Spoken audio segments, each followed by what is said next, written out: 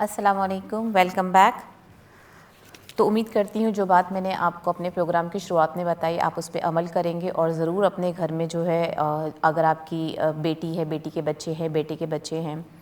اور کوئی بھی کزنس وغیرہ ہے اور ان کے بچے اسکول وغیرہ میں جاتے ہیں، تو پلیز ان سے اس بارے میں ضرور شیئر کریں اور پلیز مطالعہ کریں اس بارے میں، اور بچوں سے پوری انفارمیشن لیا کیجیے، کیونکہ بہت اگر لیٹ ہو جاتا ہے، کیونکہ حادثے جو ہے وہ بول کے نہیں آتے ہیں، ہمیں نہیں پتا کون سے راستے پہ ہمارے لیے کون سا حادثہ رکھا ہوا ہے، اس لیے اپنے بچوں کو دعا پڑھنے کا بھی معمول ضرور بنائیں کہ صبح جب گھر سے وہ نکلیں تو دعا پڑھ کے نکلے گھر سے وہ، تاکہ اللہ تعالیٰ جو ہے ان کی حفاظت کرے ہر وہ انجان حادثوں سے ہمارے بچوں کی، اور ہمیشہ ان کو یہ چیز، حالانکہ کچھ بچوں کو بالکل بھی پسند نہیں ہے، آج کل کے بچے جو ہے اگر ہم ان سے کچھ کہتے ہیں تو ان کو لگتا ہے کہ یا تو ہم پڑھے لکھے نہیں ہیں، یا تو ہمارے پاس اتنی معلومات نہیں ہیں اور ہم کچھ بھی بول رہے ہیں، تو اور چھوٹے چھوٹے بچے جو سوالات بہت کرتے ہیں، اور بڑے بچے جو ہے وہ کچھ بھی بول دیتے ہیں، تو تھوڑے سے ماں باپ جو ہے وہ ان کو برا لگتا ہے اس بات کا، بڑوں کو، کہ ہمارے بچے جواب دیتے ہیں۔ تو میں اس چیز میں یہ کہنا چاہوں گی کہ ہمارا طریقہ الگ تھا، اپنے والدین سے بات کرنے کا بالکل مختلف تھا، اور ہمارے جو والدین تھے ان کا بات کرنے کا طریقہ اپنے والدین سے بالکل بھی مختلف تھا۔ جیسے جیسے زمانہ بدلتا جائے گا ویسے ویسے ہمارے بات کرنے کے جو طریقے ہیں وہ مختلف ہوتے جائیں گے، زمانے کی وجہ سے جو ہے چیزیں بدل جاتی ہیں، لیکن جو ہمارا دین ہے، جو ہمارا دین اسلام ہے، اللہ کا بہت بڑا احسان ہے الحمدللہ کہ وہ جوں کہ تو ہوگا، اس میں آپ کوئی بھی چیزیں اٹھا کے لے دو، دعائیں دیکھ لیے، آیت دیکھ لیں، وہ چیز اسی طرح سے ہوگی، لیکن اگر ہم نے اپنے گھر میں اس چیز کا جو ہے عمل کرنا شروع کیا تو انشاءاللہ جو ہماری آنے والی نسلیں ہیں ان کو یہ چیزیں یاد رہے گی، اچھے برے کی۔ وقت لگتا ہے بچوں کو سمجھانے کے لیے، بہت وقت لگتا ہے، ہو سکتا ہے وہ پہلی بات میں جو ہماری اولاد جو ہے وہ بات نہیں سمجھ میں آئی، لیکن انشاءاللہ جیسے جیسے وہ بڑھتے جاتے ہیں اور ہم ہار نہیں مانتے ہیں اپنی باتوں سے، اپنی دین کی بات بتانے سے، ان کے سامنے حدیثیں رکھنے سے، اور حلال اور حرام کے بارے میں بتانے سے، اگر ہم کوتاہی کریں گے تو بچے بالکل سمجھ نہیں پائیں گے، لیکن اگر والدین ہیں اور جو دادا دادی ہے، نانا نانی ہیں، اگر وہ کوتاہی نہیں کریں گے ان کو انفارمیشن دینے کے لیے کیا چیز ہمارے لیے اللہ تعالیٰ نے رکھی ہے دنیا میں اور کس چیز کو ہمیں چھوڑنا ہے، انشاءاللہ ہماری کوشش یہی ہونی چاہیے کہ اگر ہم نے اپنی بچوں میں، پھر ہمارے بچے ان کے بچوں میں اس چیز کی اگر ترغیب ڈال دے، اس چیز کا عمل ڈال دے ان کے اندر کہ اللہ تعالیٰ ان چیزوں سے ناراض ہوتے ہیں اور اللہ تعالیٰ یہ چیز کرنے سے بہت خوش ہوتے ہیں، ہر چھوٹی چھوٹی بات جب گھر میں ہوتی ہے تو اس چیز کا اگر ہم دھیان رکھیں کہ دیکھو یہ تم نے کیا، اب یہ فلانا چیز اللہ تعالیٰ کو تو نہیں پسند آئے گی کیونکہ آپ نے جواب دے دیا، آپ نے بہت اونچی آواز استعمال کی ہے، تو ہمیں بھی بہت سی چیز جو ہے سیکھنی ہے ابھی کے جنریشن کے لیے کہ ہمیں کس طرح اپنے بچوں سے بات کرنی ہے، لیکن جو پیرنٹس جو ہے گھبراتے ہیں کہ اگر میں نے کچھ بول دیا تو وہ کھانا نہیں کھائے گا اور وہ غصہ آئے گا اس کو، پھر وہ کچھ بھی ایسے ورڈ یوز کرے گا، تو ہمیں یہ سمجھنا چاہیے ایز اے پیرنٹس کہ ان کا زمانہ الگ ہے، بے شک وہ کچھ الفاظ ہمارے لیے بول دیں گے، لیکن ہمیں اپنا دل اس چیز کے لیے بڑا کرنا ہوگا کہ اگر اس نے غصے میں کچھ ہم سے کہہ دیا ہے تو ہم تھوڑی دیر کے لیے خاموش ہو جائیں، پھر ہم بعد میں ان کے لیے ان کی فیوریٹ چیز لے کے جا کے پھر ان کو مطالعہ کریں کہ بیٹا آپ نے یہ کہا اس کے لیے میں تھوڑی سی ہرٹ ہو گئی ہوں یا میرے کو برا لگا ہے، آپ اس کو الگ طریقے سے بھی بول سکتے تھے، اور بچے بہت غصہ ہوتے جب ہم ان کے فرینڈس کی انفارمیشن لیتے ہیں، لیکن بالکل اس بات کو بالکل چھوڑا نہیں کیجیے، ہمیں پتہ ہونا چاہیے کہ ہمارے جو بچے وہ صبح کن کے ساتھ کھڑے ہوتے ہیں اور کن کے ساتھ وہ جو ہے بس اور ٹیوب آتے ہیں،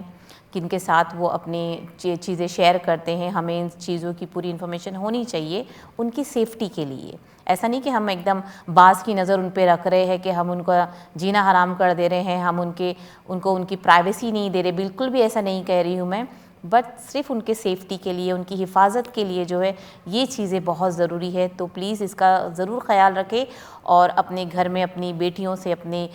بیٹوں سے، اپنے دامادوں سے، اپنے بہوؤں سے ضرور شیئر کریں، بالکل نہیں ڈرے اس بات کے لیے کہ آپ بالکل کچھ غلط بات ہم نہیں کہہ رہے ہیں، ہم ان کی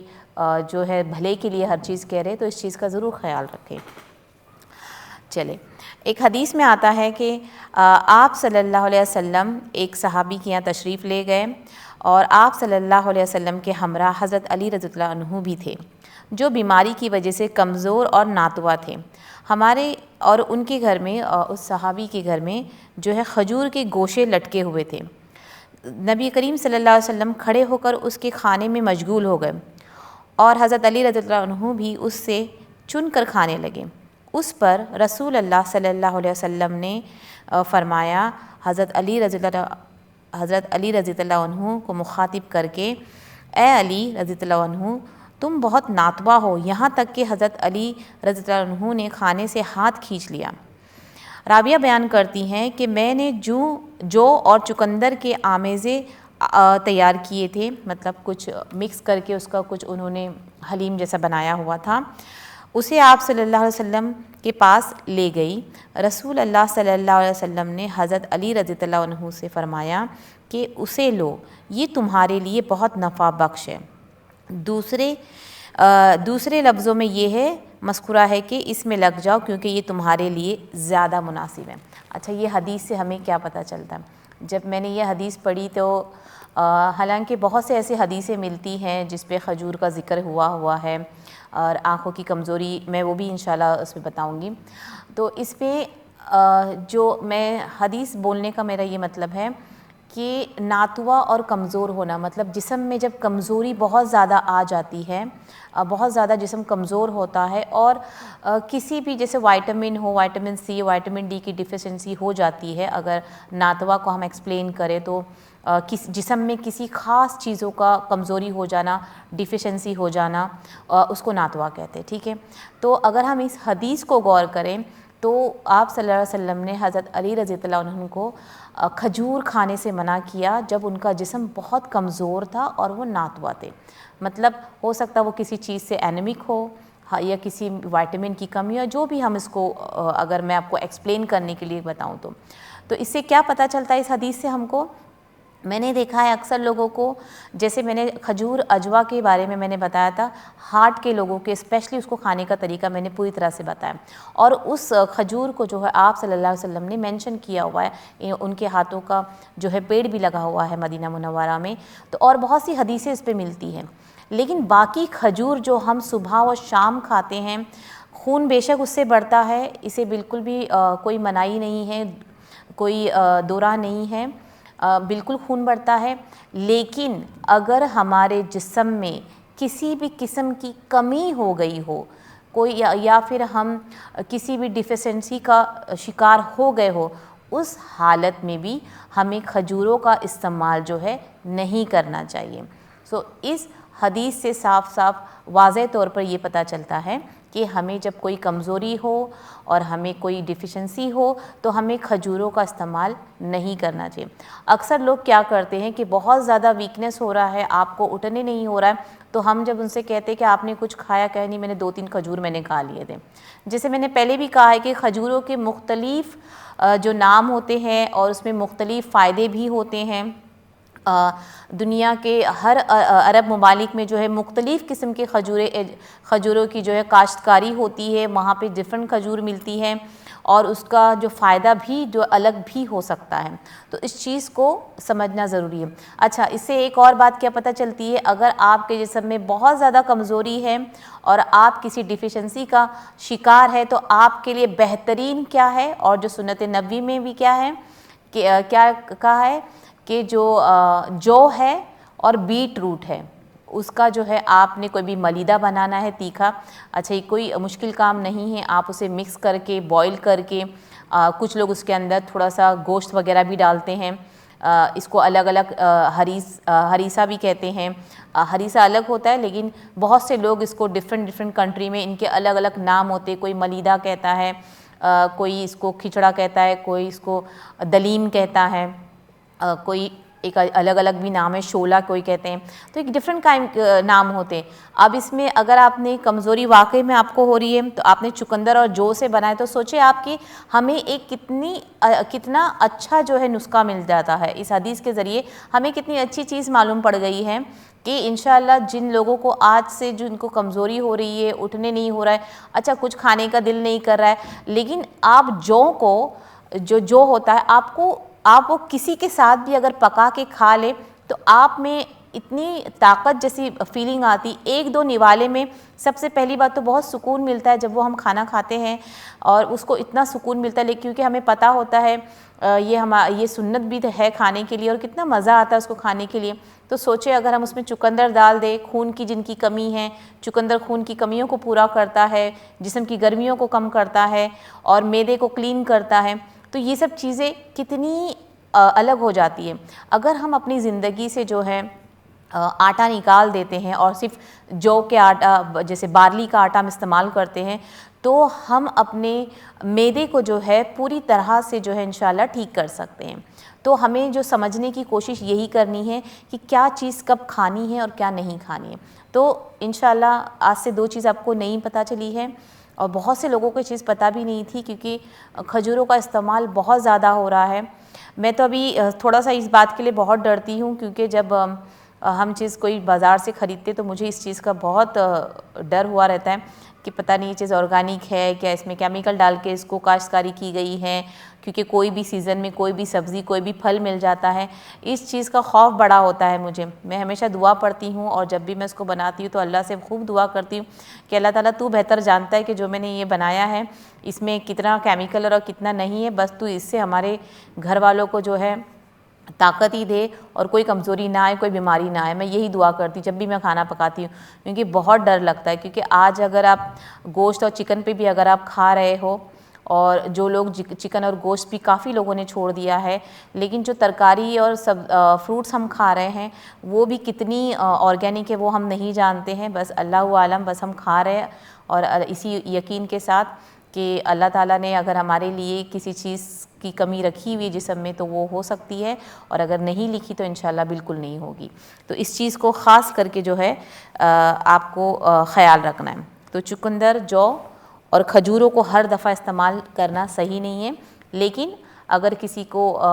دل کی بیماری ہے تو کھجور عجوا کا آپ استعمال کر سکتے ہو. اس کے اندر آپ کو جو ہے اس کی بیج کا بھی، اس کی جو بیج ہوتی ہے بیجوں کا بھی استعمال کرنا ہے. اس بات کا خاص خیال رکھنا ہے آپ نے.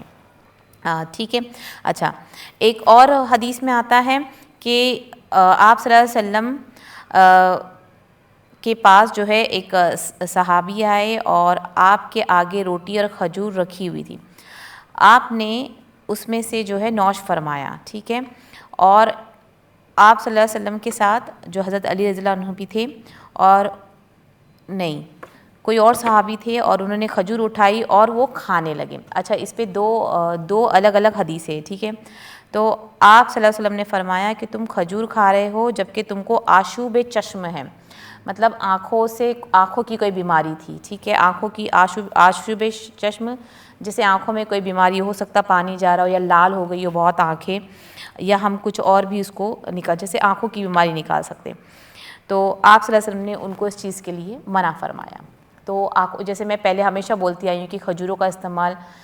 بہت زیادہ جب گرمی ہو جاتی ہے، آنکھوں سے چپچپاہٹ پن آتی ہے، آنکھیں چپک جاتی ہے کسی کی، تو اگر ہم گرم چیزوں کا استعمال کر رہے ہیں، سردیوں میں بھی اکثر لوگوں کو یہ چیز جو ہے ہوتی ہے، آنکھوں کا چپک جانا صبح سویرے، اور آنکھیں چپچپی لگنا، آنکھوں میں درد ہونا، اور آنکھوں سے پانی جاری ہونا، یا پھر آپ آنکھوں کی کوئی بھی آنکھیں چپک بھی جاتی، چپچپے ہونے کے ساتھ بھی آنکھیں نا صبح کو چپک جاتی. یہ گرمیوں میں زیادہ ہوتا ہے، پر اکثر ٹھنڈیوں میں بھی ہوتا ہے. تو اگر کسی کو یہ بار بار ہو رہا ہے تو ہمیں چاہیے کہ ہم اپنے ڈائٹ پہ دھیان دیں، اپنے کھانے پہ دھیان دیں. ہم کوئی ایسی چیز تو نہیں کھا رہے جس کی وجہ سے ہمارا جسم بہت زیادہ گرماس اندر سے ہو رہا ہے، اور اس کا جو اثر ہے وہ ہماری آنکھوں پہ ہو رہا ہے. تو اس وجہ سے جو ہے ہمیں چکن مٹن وغیرہ جو ہوتے ہیں، کھجور ہوتے ہیں،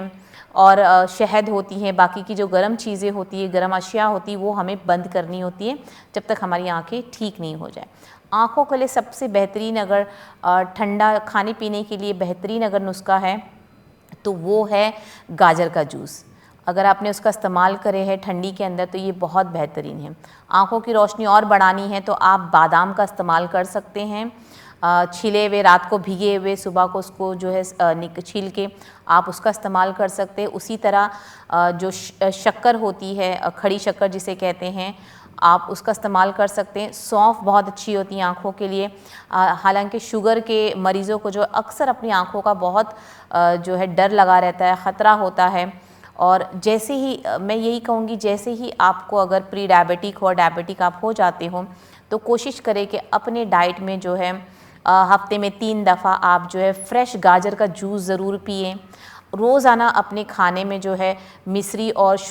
वो खड़ी शक्कर और सौंफ का पाउडर बना के रखें और रोज़ाना 1 चम्मच उसका इस्तेमाल कर लें। इन चीज़ों से आपकी आँखों का जो है इंशाअल्लाह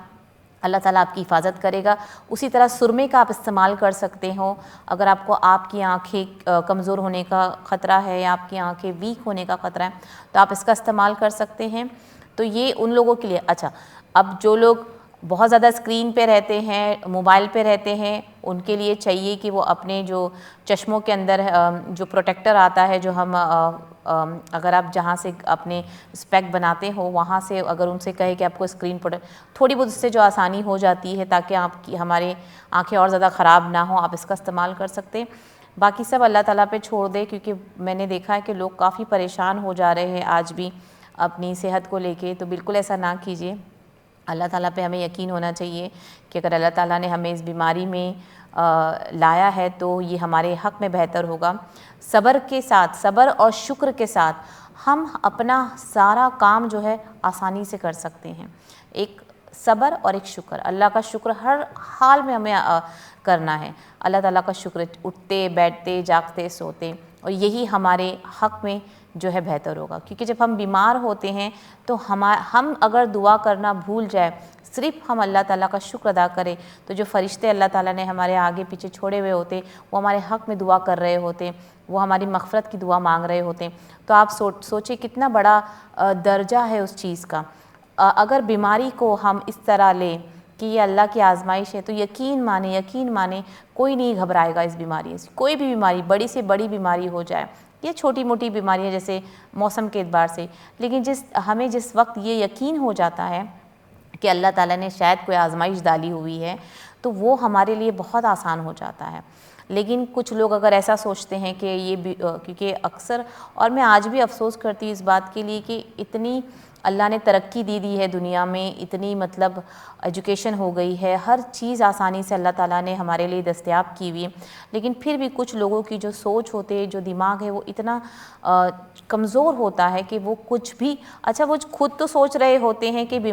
कोई शख्स अगर बीमारी में मुब्तला है तो वो ये अगर सोच लेता है कि, और उनकी हिम्मत की मैं दाद दूंगी कि वो उसके सामने ये बात कर रहा होता है जो ऑलरेडी अपने हालात से परेशान है कि पता नहीं इसको क्यों ऐसी बीमारी हो गई है और इसको ही क्यों ऐसा हो गया। मतलब कितने ख़राब अल्फाज है, कितने बुरे अल्फाज हैं। तो इंशाल्लाह ये हमारे जो है ब्रेक का वक्त हो गया। इंशाल्लाह ब्रेक के बाद आने के बाद मैं अपनी बात को पूरी करूँगी। अस्सलाम वालेकुम व रहमतुल्लाहि व बरकातुहू।